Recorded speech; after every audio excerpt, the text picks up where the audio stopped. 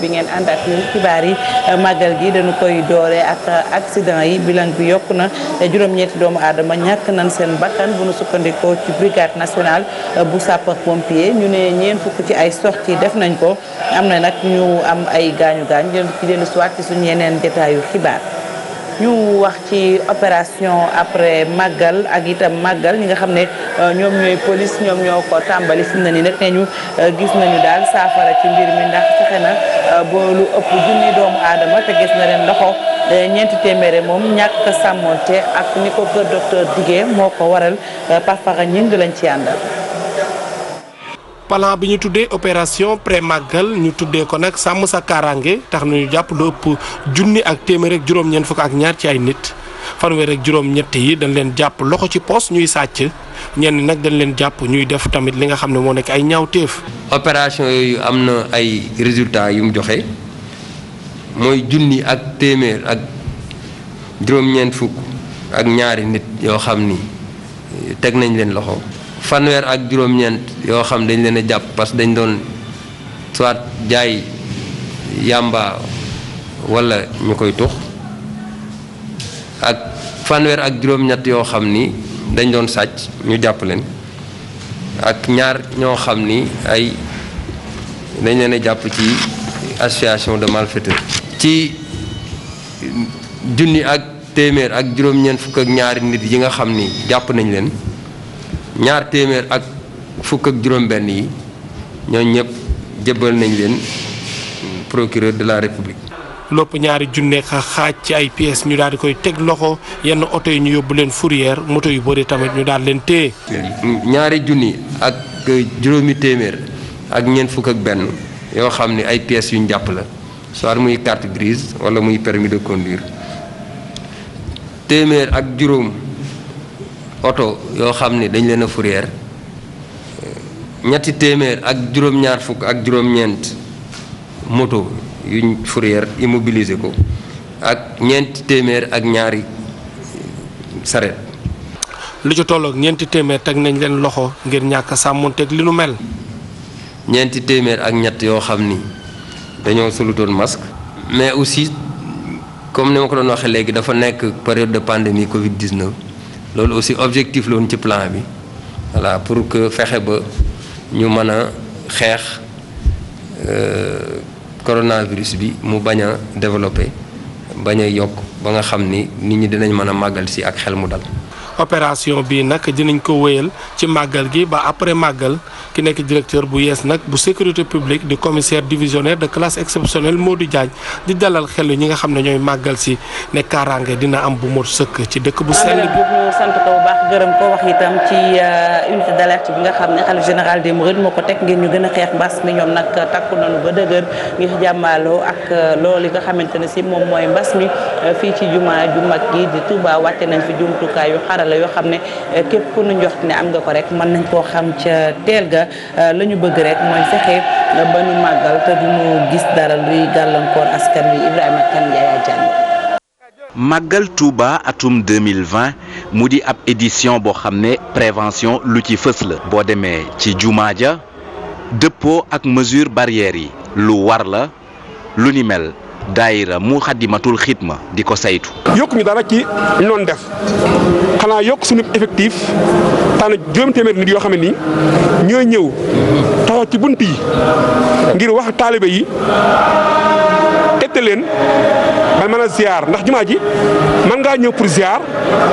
mën ngaa ñëw pour julli mën ngaa ñëw pour naafila mën ngaa ñëw pour jàng.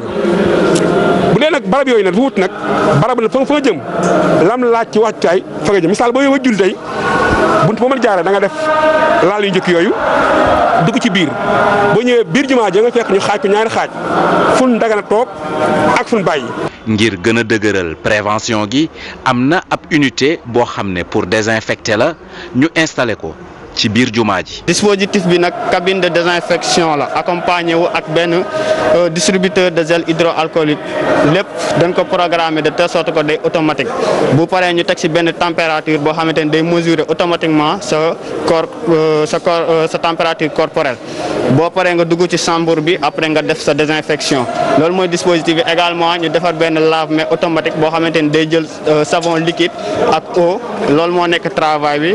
ndawi daara université Gaston Berger de Saint-Louis yu taxawal ko. ci jamono ji nga xam ne mbas mi mu ngi lëmbe ci Sénégal daayira Muxaddamatul Xidma lëkkaloo ci ak kuréel gi ñu samp muy saytu rawatina nag lépp lu jëm ci prévention jàngoro ji ñoom bàyyiwuñu dara. am na ab centre médical ñu jëmmal ko fii ci biir jumaa ji. ci ëpp solo mooy urgence yi ndax nit mën na fee ñu am crise d'asthme nit mën si fee ñu am arrêt cardiaque léegi nag pour arrêt cardiaque bi am nañ di naan défibrillateur semi-automatique nga xamante ne loolu àdduna wërngal képp foofu dem barab boo dem day am défibrillateur ndax loolu moom lay permettre boo amee arrêt cardiaque nga mën ko gaaw a gérer. ku ne jamono ji ku ne xam ne jamono mbas lañ nekk jamonoy mbas dafay laaj tamit ñu adapté wu ci mbas mi waaw ndax léegi ni ngay adapté woo mooy da ngay def système de triage malade bu ñëw day jaar ci poste de triage ñu trier ko laaj ko ay signes am soo amee ay signes les signes les signes de la Covid ñu mën koo teel a isolé teel a def yi nga xamante ne nii moom moo war. ay waxtu yu néew laata màggal gi ñu koy amal ñu ngi bàyyi xel bu baax a baax ci prévention bi daayira Muxaddamatul Xidma di sàkku ci képp ku nar a ñëw ca jumaa ji rawatina ca Touba nga dëppoo ak li ñu digle. Mame Birame Diouf ñu sant ko bu baax gërëm ko wax itam ci leneen muy service d'hygiène bi nga xam ne moom it yokku na ay matukaayam ndax fii ci Touba Mbacké amoon nañu ay opération yoo xam ne ña nga doon saytu ñi nga xam ne soluñu masque ñu takkaloo leen seen masque ba noppi itam ñam yoo xam ne baaxul tegees na ko fi loxo Mame Birame Diouf lañ ci àndal ak Ibou Diouf. li ñuy dooree ci liggéey bi mooy xool ñii nekk ci boutique yi di jaay ndax sol nañu ay masque ak am lii di gel hydroalcoolique lu ko mooy rek dinañ leen amal ab verbalisation lépp ngir woo leen ñu sàmmanteeg digg yi. on peut pas aussi ñu accepter à ce que nit ku nekk fi jaaykat bu nekk ci ay lekk fi lekk yi di nekk ak nit ñi fay ñëw moom mu bañ a sol masque donc automatiquement bu ñu fekkee solul masque wala yorul gel dañ koy convoqué parce que yoonu Sénégal moo ko tëral pour Covid-19 bi pour nit ñi bañ a wàllante feebar. xool ndax ñii di jaay ci bërëb yi am nañu masque ak gel hydroalcoolique. lépp tombeek Covid-19 ak jamonoy màggal bi doon kon liggéey gu ñëw yokk ci lañ doon nemmeeku service d'hygiène di koy amal lu jëm ci ñam yi ñuy lekk ñu koy jaay contrôle googee tax na ñu amal lii nga xam ne mooy saisie yi teewlu ci chef d'équipe bi nga xam ne nag moo yor mission bi teew fii ci Touba. dañuy ñëw di mélanger produits yi day am ay produits yoo xam dañu périmé yàggatul ñu jël ko mélanger ko ak yi ñu ñëw sans pour autant que le commerçant en question même ou bien le boutiquier en question mu xam ni ki produit bi dafa jeex. waaye contrefaçon aussi dañ ciy veiller trop sax mais jotaguñu ci jàpp dara. les commerçants y a parmi eux ñoo xam ne bëgguñu di def lu baax ñooñu dañuy ñëw tag jël ko même bu ko bëggee contrôler ñu naan ko non bu dajji carton bi boo ko bëggee jënd nga jënd. parce que depuis bi ñu fiy liggéey ba léegi amul kenn ku taxaw naan ki ñu contrôler mu naan ñu amul certificat médical même les étrangers sax am na ñoo xam ne sax dañuy ñëwaale ak seen certificat médical ñu mun leen a bàyyi ñu mën a liggéey.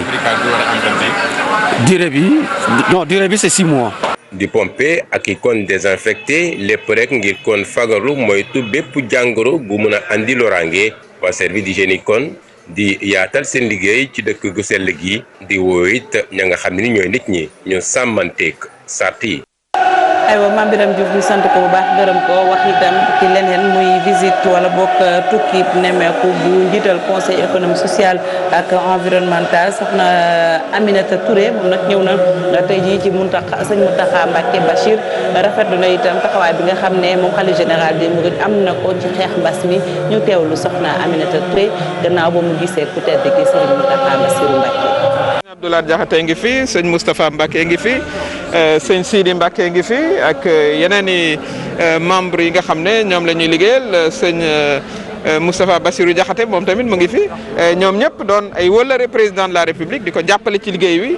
ca ba mu doore te doon aussi ci ñoom ay collègues yoo xam ne ñoo bokk liggéey conseil économique social et environnemental. dañu ñëw ziyaare si sëñ bi ren moom comme rassemblement yi dafa am nu nu ko organiser ànd ak délégation bi ñëw ziyaare sëñ bi ndax booy li ñu war sant ko gërëm ko aussi ci jàppale bi nga xam ne mu ngi koy jàppale gouvernement bi ci xeex mbas mi ndax bi ñuy dugg si gis nañ affiche yu mag yëpp nga xam ne dañu woo taalibe yi pour ñu fexe ba takk seen masque voilà am geste barrière yi bu ko defee vraiment ñu màggal ci jàmm ak salaam ku ne ñibbi ci sa kër aussi ci jàmm ak salaam loolu aussi dañ ciy sant sëriñ bi bu baax a baax a baax ñëw aussi sàkku si ñaan ci moom mu ngi ñaanal Sénégal toujours ñaanal président de la République ñaanal aussi taalibe yi nga xam ne ñëw nañu voilà ci màggal gi dafa di événement boo xam ne bii def naa àddina yëpp xam nañu ko doon mandargay Sénégal aussi ci événement ndax mbooloo bu mëree fii ñëw macha allah kon ñu nit bu fekkee ne jiite nañ institution war nañu ñëw aussi vraiment sant si sëriñ bi voilà. aywa ñu wax ci defarkatu mburu yi ñoom it fi mu ne nii daal mbir mi neex na ci ñoom màggal gi ndax nee ñu daanaka seen chiffre d'affaires ne ci ñetti téeméer ci ay millions njab askan wi ak nañu soxlaa mburu tax na sax daanaka amut noppalu waxtu wu ne la ñuy defar mburu Ibrahima Kane Yaya Diallo lañ ci àndal ci gëstu. ci biir boulangerie bi ay ndaw ñu ngi yëngu ci defarum mburu bi rawatina joxe ko ci biir dëkk bi yépp mu di ab produit boo xam ne lu ñu soxla la ci biir màggal gi ngir nag ñépp mën a am ci mburu mi production bi dañ ko yokk bu baax a baax ci boulangerie yi. bu dul màggal ci 3 boulangeries yi ñu ngi dinañ def benn production de 70 sacs par jour dañuy def production de 70 sacs par jour mais ci période màggal bi dañuy def mën nañ def benn jour mën nañ def 200 sacs. mën nañ def 200 sacs ci benn jour bi nga gis que ni différence bi parce que ren cette fois-ci jàpp naa ni dinañ def plus de 300 sacs par jour parce que par rapport ak sunu dernière boulangerie bi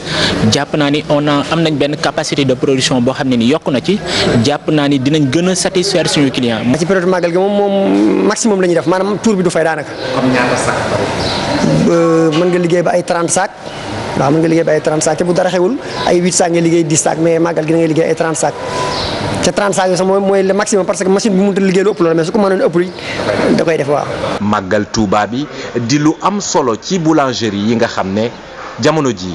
seen affaire mu ngi dox bu baax a baax. ñun ci màggal bi période màggal bi rek mën naa ni mën nga fi def benn chiffre d'affaires li nga doon def ci benn mois ci période màggal bi da nga koy def da nga ko fay def mën naa ni ci période màggal bi mën nga fi def benn chiffre d'affaires de 200 millions ci à l'espace d'une semaine kon nga xam ne encore màggal gi lépp loo ci investir c'est vrai investissement bi dina métti mais jàpp naa ni tamit loo ci investir après dafay ñëwaat. bu dul màggal moom ñun ñëpp dañoo xam ne nekk ci crise bu méttee métti boo xam ne ñun dañu am problème chaque jour mais nag bu màggal jotee moom problème yi nga daan wax dëgg yàlla dootoo ko am ndax loo daan liggéey muy am ay restaurant ak ay retour yooyu di yàqu bu màggal jotee moom li ngay liggéey lépp incha allah day jeex. ci jamono yi ñu dëgmal màggal gu Touba bi nag daanaka lu jëm si defarum mburu mi du arrêté bés bu jot 24 heures sur 24 ñu ngi ca liggéey ba loolee nag ngir askan bi fiy nekk yépp heure bu ñu soxlaa ci mburu mën caa jot. mu ngi noonu ñu jaajëfal ko bu baax a baax moom Ibrahima Kane ministère bi ñu denk wàllum jënd ak jaay fi mu ne nii nag boulanger yi nga xam ne ni leen yoon santé seen ab liggéey defuñu ko ña nga caag ñoom xeex bu miti opération boobu nag ñu tàmbali ca Ndakaaru ñu koy xaar fii ci Touba Mbacké ñu teewlu am di loo bokk ci boulanger yi nekk fii ci Touba ay kàddoom Ibrahima Kane la ko dégg. augmentation boobu boulanger yi ñoo ko demandé woon en 2017 tellement que pagaille bi bëri na concurrence bi bëri na. te it secteur la bu am doole boo xam ne dañ ko war a assainir ci biir loolu nag ñu bindoon benn bataaxal boo xam ne dañ ko adressé woon au ministère pour ñu assainir secteur bi réglementé ko ba nga xam ne nii secteur bi da gën a tegu ci yoon. ci njënd mi ak njaay bi ci côté boobu boo xoolee Dakar rek lañ ci tàmbaleegum donc demagul ci région yi te ñun ñu ngi ci région Diourbel kon donc mën nañ ne accès gul ci ñun mais ñu ngi koy xaar à ce que waxuñu ni xëy na du accès ci ñun. waxuñu tamit ne amuñu ñoo xam ne nekkuñ ci normes yi mais bu boobaa ñun aussi dinañ sensibiliser suñuy boulangerie wala ñu bàyyi leen rek ak système bi noonu. musée bi nu jagleel mouridisme léegi rek mu daal di juddu fii ndaxte itam xalaat boobee xelli nañ ko ba mu sotti borom xam-xam yi ñëw nañ ba wan sax maquette bi ñi nga xam ne ñoom ñooy kilifa yi ñu ànd ci ak ñoom professeur Ibrahima Thioub xam-xamam màcc jëm ci histoire ay kàddoom Chérif Dia ak Talla Samb ñoo ko taataan. këru barkeelu fii ci Touba këru barkeelu boobu mu laajoon ñu dajale ci lépp loo nga xam ne lii jaar-jaari Serigne Touba la ak mag ñi mu àndaloon ak murit yi nga xam ne tey jii bi ñu sosee tariixa bi fii ci Mbàkke Bawol mu tas tey ñëpp ñi nga xam ne ay noon la woon ca ba ñuy tàmbali yaakaaroon ni foofu lay yem ba tax tubaab bi jël sëriñ bi yóbbu Gabon mu ñibbisi mu jëlaat yóbbu Mauritanie loolu yëpp jublu ci fay yoon wi loolu yëpp war nañ ko leeral yoon yi mag ñi jaaroon ñi àndoon ak Serigne Touba yoon Serigne bi ci boppam fi mu jaar fépp ak képp ku ko mus a defal ñu leeral ko ci biir musée boobu ci loolu nag dafa laaj ñu jël ay disciplines yu bëri muséologue yi historiens yi sociologue yi urbanistes yi architectes yi ñëpp ñu àndandoo di liggéey bi bu ñu ko defee ba sottal képp ku ñëw Touba di nga fa mën a dem barkeelu ji képp ku ñëw Touba wala nga am gëstu booy def di nga fa mën a dem gëstu boo nga xam ne bii dina mucc ayib. muy noonu yegsi nañu nag ci gan gi Seyni Ndaw lay wuyoo nekk DG bu OFOR DG ñu ngi lay nuyu di la dalal. maa ngi lay nuyu di lay sant di lay gërëm. di nuyu ñi ñuy déglu. yëkkatil micro bi DG ñu waxtaanee nag ci mbir moo xamante ni si soxal na askan wi joxe woon nañu ay diggeek yu ni mel waaye dafa mel ni am na gox yoo xam ne ba tey amuñu ndox lan moo xew. waaw ndoxu Touba moom xam nañ ne màggal nekk na lu am importance bés bi moo ko laaj. loolu tax na màggalu daaw bi weesoo le chef de l'État joxoon ay directives. ne nañu xool naka lañ mën a régler problème mu ndoxu Touba. bala ñuy def le plan directeur. bi loolu amee am na ndaje boo xam ne bii jotoon nañ ko def avec les autorités administratives. ak les autorités religieuses depuis le mois de janvier. daal di xool naka lañ mën a préparer màggal gi. moomoon li ñuy wax benn programme d'urgence boo xam ne tëral nañ ko. programme boobu waroon na yokk production bi. waroon na jënd ay pompes. waroon na aussi def entretien au forage yi. war a wut ay groupe électrogène. war a def aussi ay extension de réseau. comme ni nga ko xamee Touba toujours dafa am ay quartiers yu bees yoo xam ne yii ñu ngi fi. jotuñu am ndox il faut que ñuy àggali fa ndox. forage yooyu aussi ñu mën leen a raccorder. mais beneen pàcc bi moo nekkoon le plan d'urgence. plan boobu chef de l'État moo ko demandé woon ne xool réseau bi ni mu tëddee parce que bari na ay rëq-rëq ñëpp xam nañ ne réseau Touba nekkul réseau boo xam ne bii branchement yi dafa jaar yoon. am na yu jaar yoon am na yoo xam ne jaarul yoon dafa màggandoo ak dëkk bi donc moo tax ñu bari di wax ne pourquoi autant de forage te ndox bi du doy. donc loolu aussi lancé nañoon appel d'offre bi ba choisir le bureau d'étude ba présenter ko les autorités parce que à 40 kilomètres de Touba am na fa lu ñuy wax un champ captant boo xam ne bii am na ndox mu neex bu boobaa danañ ko mën a yi di Touba. mais bu desee ci benn pàcc bu njëkk bi foofu forage yi ñeenti forage lañu waroon a gas forage yi commencé nañ leen d'ailleurs ñaari mettre nañ leen en service ci bëccëg bi. am na ci boo xam ne bi tey jii ci guddi gi dañ ko mettre en service muy ñett am na ci boo xam ne bi boobu moo ñu desoon a wóor ndax dana pare ou bien du pare. mais en tout cas déjà def nañ captage bi. donc ensuite réseau bi également 55 kilomètres la woon tey jii posé nañ 43 kilomètres. boole ci ay borne fontaine. pompes yi également commandé woon nañu ay pompes très tôt ay fukki pompes déjà ñëw na fii ci Touba boole ak ay seeni armoire ak seeni colonne. Ensuite entretien bi également les équipes de maintenance ñu ngi fi woon. Détection des fuites également commencé nañu woon liggéey boobu ak waa Sen'Eau depuis ay fan d'ailleurs détecté nañ ci 97 fuites bu téeméeri fuites yoo xam ne yi manqué na ñett mais tey jii li tax problème mu ndox am depuis quelques jours baax na ñu mën ko expliquer les populations ak les autorités dafa am ay liggéey boo xam ne bii am na ay partenaires yoo xam ne ñu ngi fii di jàppale la ville sainte de Touba muy Touba ca kanam muy waa Ecotra ci biir liggéey boobu ci liggéey d'assainissement ak nettoiement seen équipe yi jotal laal tuyaux yi nga xam ne yi ay tuyaux yu mag la mu dal di toj. am na ci ñeenti toj-toj yoo xam ne yi ci travaux yi Touba ci kanam doon def fa lay dend ak hôpitalu Ndamatu loolu nag bi mu amee pour réparer ko jëloon nañ ñetti fan. Il fallait que ñu arrêté ñeenti forage également. Très bien. Donc forage yooyu nag bu ñu ko arrêté. loolu moo tax mu am répercussion sur le réseau ba tax fukki quartier ak ñett yoo xam ne yi dañu am ay perturbation d'eau. daaw amul woon liggéeyu peut-être Touba ca kanam mais daaw on avait ce même problème lan moo tax at mu jot saa yu ñu waxee ba noppi bu ñu ñëwee ba ci màggal gi jafe-jafe ndox day am. waaw bon jafe-jafe ndoxu Touba wax nañ que réseau bi ni mu tëddee. dafa màggandoo ak Touba. Touba jotuloon am benn structure boo xam ne bi mënoon na topp loolu nii dëkkaay bi di màggee. ba tax na branchement yi nga xam ne yi ñu ngi koy def. am na yu jaar yoon am na yoo xam ne yi jaarul yoon. am tuyau yoo xam ne yi yàgg na lool. loolu yëpp tax ba li nga xam ne lii moom la forage yi donc di root di koy def ci réseau bi du àgg au niveau donc moo des usagers. mën nga gis ñaari kër yoo xam ne dañ janoo kii am ndox kee du am ndox. loolu donc nekk problème mais am na jéego yoo xam ne def nañ ko ci parce que xale bi mettre na en place donc waa Maaw ñu ngi liggéey ak ñoom. mais loolu nekk na loo xam ne lii doyagul. ñun aussi on apporte donc notre soutien à travers benn unité de maintenance boo xam ne bii mu ngi fi. donc loolu moo tax le chef de l'État daaw demandé woon ñu gestu réseau bi au-delà donc ndox mu neex mi nga xam ne bii war nañ ko indi Touba ñu gestu réseau bi. liggéey boobu nag commencé na fii ak fukki weer ak benn danañ mën a xam lan mooy rëq-rëq réseau boobu ak naka lañ ko mën a saafara. très bien wax nga sax lan moo waral tuyaux yi di toj mais problème mu délestage bi aussi lan moo tax réseau bi mënta am alimentation boppam. waaw délestage yi am ci réseau Sénélec bi délestage moom fépp lay am. donc man fi ma fanaan rek biig rek déjà bi muy taw déjà donc am na ay coupures d'électricité. mais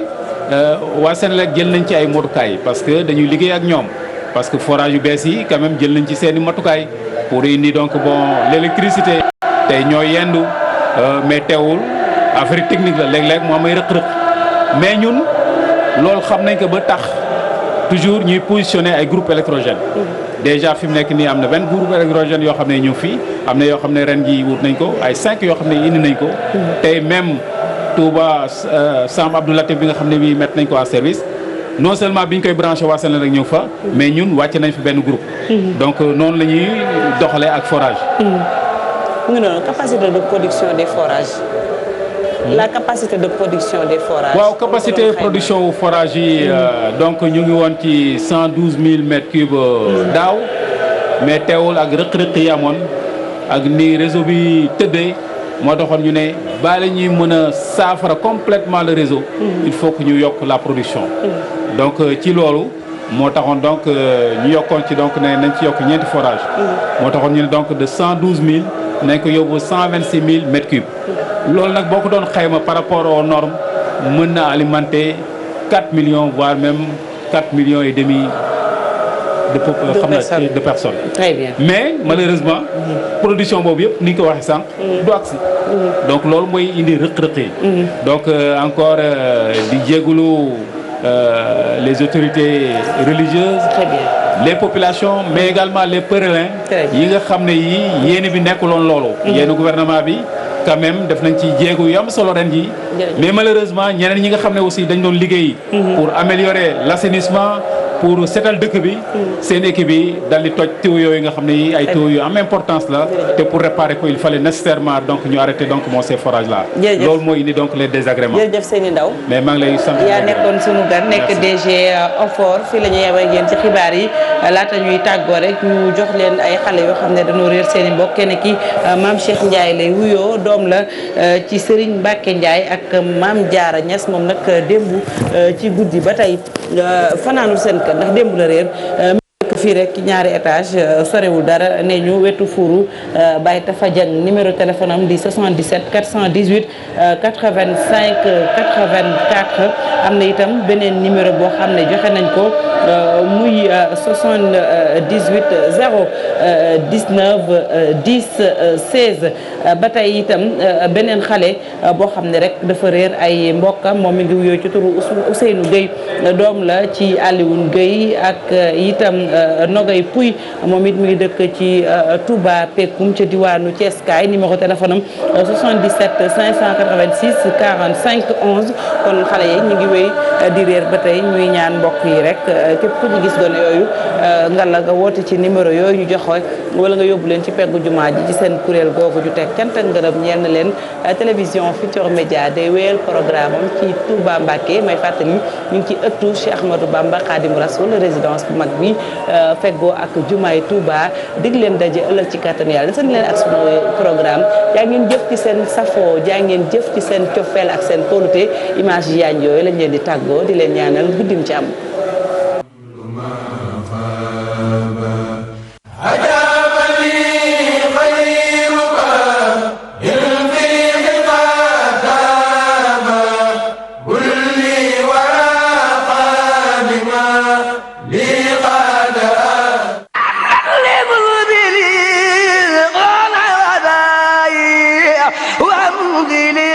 Senelec moo leen di ñaanal màggalum jàmm te di sàkku ngeen wattandiku ndigley waa Kër Docteur ngir xeex mbas mi. Priscilla Fresh Cannelle mi ngi leen di may seen émission.